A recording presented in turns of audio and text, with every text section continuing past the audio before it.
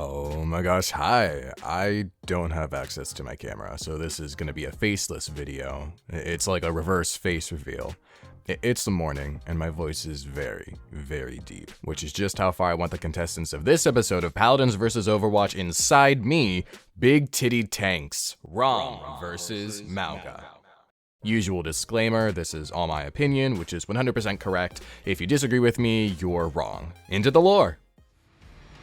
No man can control Raum! Raum, Rage of the Abyss. A being forged in the hell-soaked fires of the Abyss, Raum is the personification of the desire to destroy. He knows nothing but anger, violence, and conquest. He is an abyssal lord so vile he shatters the souls of those around him, using their power to fuel his own. After a magistrate general was so easily fooled, Raum was summoned from the abyss into the realm. There was a promise that he would help the magistrate in their fight, but Raum was never a part of that discussion.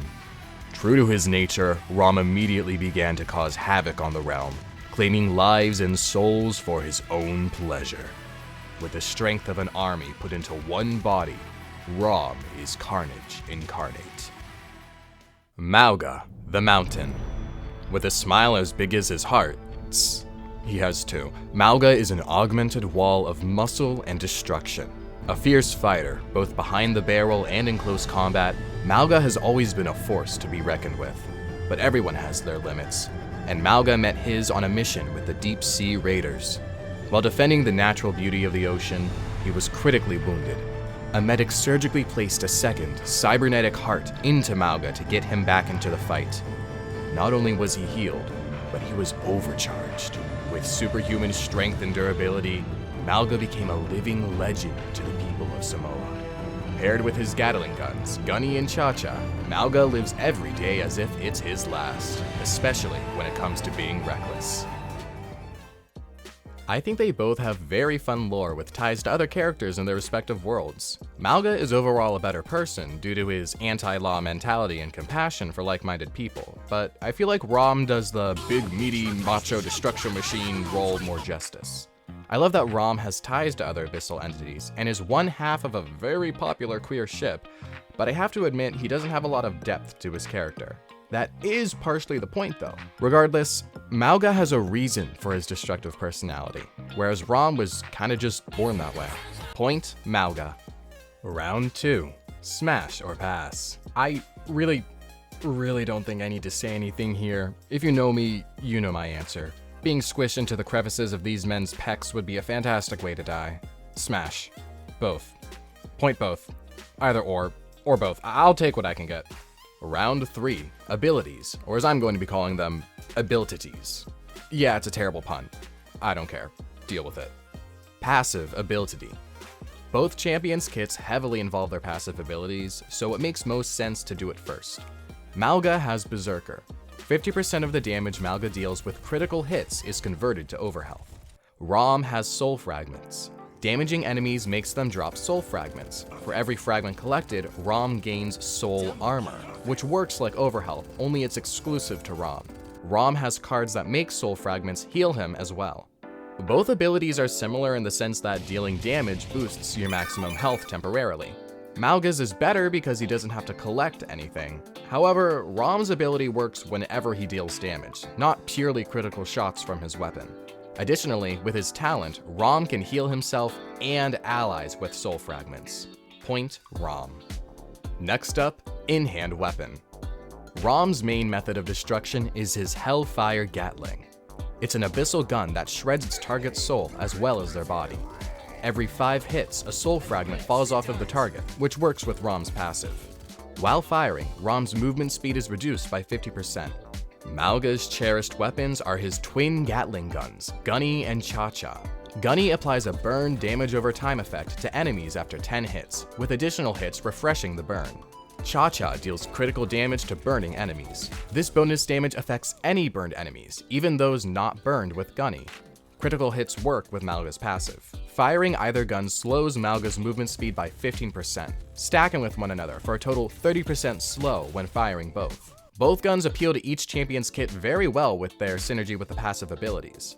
I love that aspect of both of them, but Mauga's guns go even further by synergizing with each other. They also deal more damage, since there's 2 of them, with less of a movement speed penalty. Point Mauga. Defensive ability. Mauga has Cardiac Overdrive. Mauga creates an aura that gives himself and his allies damage reduction and lifesteal. Raum uses Soul Harvest. Raum drags any lingering soul fragments toward himself. He gains a flat amount of soul armor, an additional soul armor for every fragment collected. This ability can grant Raum healing and damage reduction with his cards. Cardiac Overdrive is nifty. Lifesteal and damage reduction are wonderful, but with the new DPS passive, that lifesteal is a bit difficult to get value from. We love helping out our allies, but needing allies to be close to the tank in the midst of battle encourages bad positioning. Raum's ability only affects himself, but it's not affected by any anti-healing. It's just more health. Point Raum. Evasive ability. Raum has Juggernaut. Raum winds up and charges for 4 seconds, damaging and knocking up any enemy's hit. Raum also gains soul fragments for every enemy hit. Raum has an additional offensive ability where Mauga does not, so I'm going to put it in here. Ignition. Raum's Gatling gun is set to max speed and consumes no ammo for 3 seconds. This speed remains after those 3 seconds, keeping his gun at full throttle. This can also grant him healing and damage reduction with his cards. Mauga has Overrun. Mauga charges forward for 2 seconds and then leaps up into the air, stomping down after. He also damages and knocks back enemies hit while charging. The stomp damages and knocks back further enemies hit, and deals more damage and stuns nearby enemies hit. Nearby enemies hit counts as critical damage, affecting Berserker. While running, Mauga is immune to crowd control. Once again, both abilities tie into each champion's passive abilities well. Raum's lasts longer, but Mauga's jump is certainly a fun movement skill. Overrun's crowd control immunity is definitely a game changer though. That is one of Raum's biggest weaknesses, since his giant tit box makes him super vulnerable to cripples, even after the windup.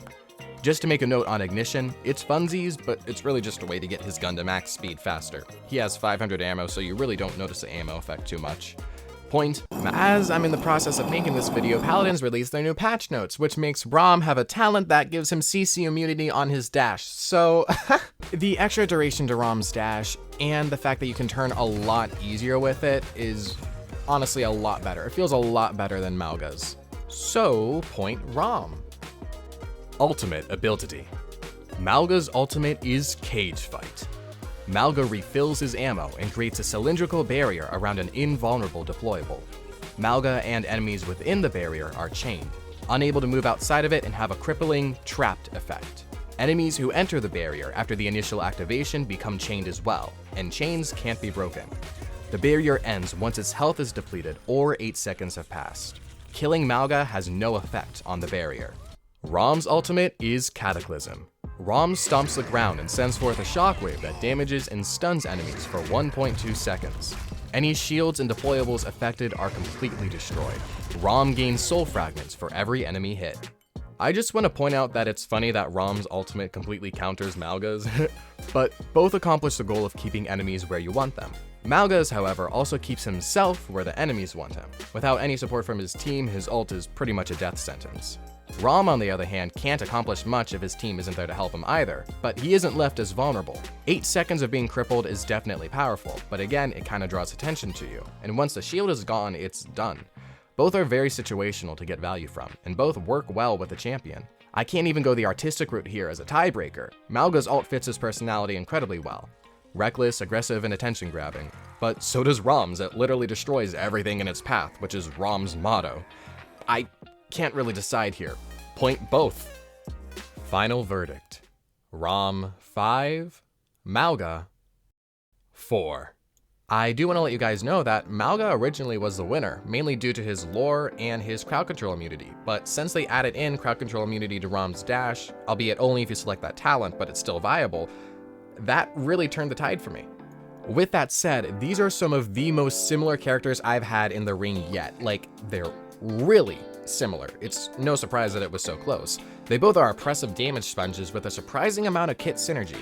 The only real advantage Mauga has over Raum is the fact that he's in Overwatch and not Paladins. You know that DPS passive they just added? Yeah, imagine that, only every champion has it, and it goes up to 90% as the match progresses. That's what Raum has to deal with. And the fact that anti-healing is more powerful in Paladins doesn't really reflect on Raum as a champion, you know? Raum has better mobility, more survivability, and let's face it, demons are hotter than humans. The winner of this round is Raum, Rage of the Abyss.